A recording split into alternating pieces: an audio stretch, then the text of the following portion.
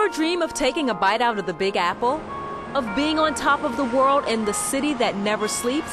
Well, one way to do that is to live in this penthouse of amazing proportion. It says in uncompromising terms, I did it my way. The minute I walked into the space, I knew this is going to be my apartment. Credit architect Jonathan Leitersdorf with having a keen eye because the space he fell in love with, I love the building, love the facade, and the views were great. Was a vacant turn-of-the-century hat factory, not the stunning 12,000 square foot bi-level penthouse it is today. It's so large, Jonathan treats it as two homes instead of one. A winter sanctuary downstairs, a summer palace upstairs. It turns it into two much cozier apartments, and each one of them completely different feeling.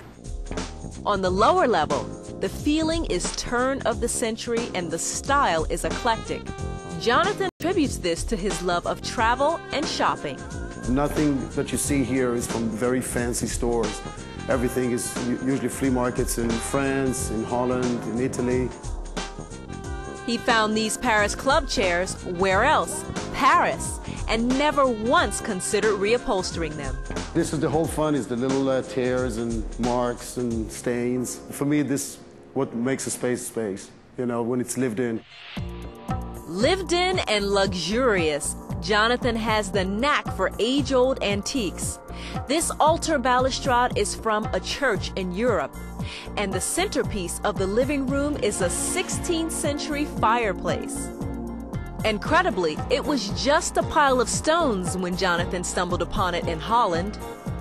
We got the guy actually who sold it to me to come over here with his friend, put it back together again, and flew back, and the whole thing cost me less than one window that we had to put in here. Since it's a New York penthouse, Jonathan went for classic New York style. I think the main space and the main feeling should be driven by the locale. If not, it just looks like a sore thumb.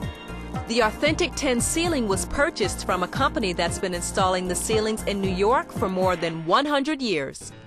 But in the master bedroom, Jonathan left the room's brick walls and domed ceiling raw to evoke the building's industrial past. How's this for fun?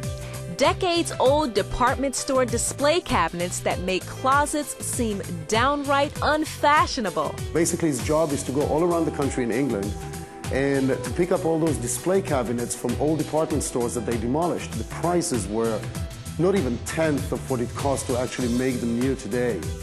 In the master bath, Jonathan took his inspiration from historic New York City hotels and wrapped the entire space, from the vanities to the Japanese-style soaking tub, in white marble. We just took this old-fashioned turn-of-the-century New York lobby and we just put it in the bathroom. But the lower level is really just the start. Jonathan calls the second floor of the penthouse his summer palace. In the bright and airy sunroom, colorful and fun pillows with Moroccan flair are all the furnishings necessary in a room designed to entertain. And they make it all the easier for clearing the floor when the overhead DJ booth turns penthouse into party house.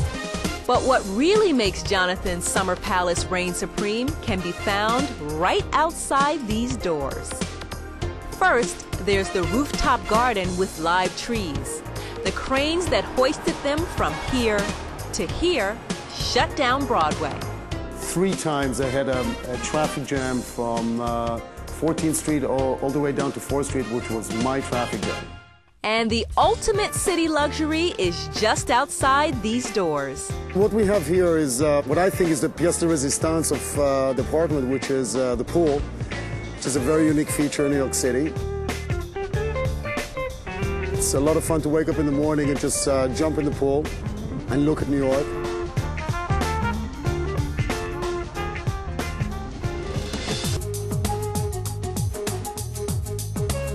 Spectacular in size, striking in design, this old New York City hat factory has undergone an amazing resurrection.